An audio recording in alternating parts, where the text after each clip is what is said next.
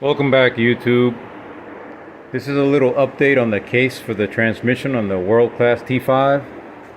What I'm doing right now is polishing it because this thing, the casting was terrible. It had like bumps all over the place sticking out and cracks that didn't go all the way through, but I believe if I would have left it like that, there could have been a possibility of it cracking the case. I don't know if I should polish it like this and then paint it, which I think that's what I'm going to end up doing anyway, because this thing will get ugly within a couple of months of being under the car anyway. So I'll probably just paint it just to protect it.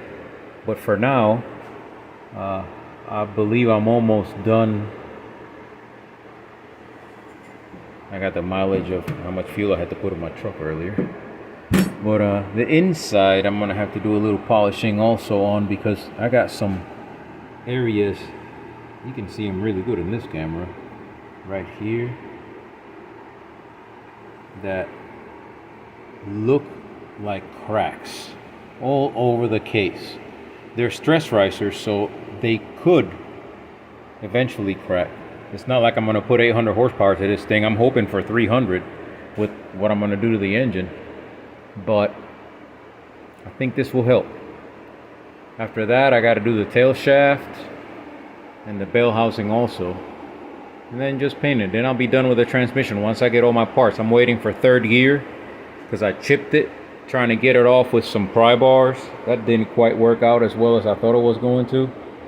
Chipped it and it hit me in the mouth. So you got to be careful with these hardened gears, trying to take them out with pry bars and doing it wrong. At least I was doing it wrong. I put it on the press and it came right out. Thanks for watching, guys. Have a nice day.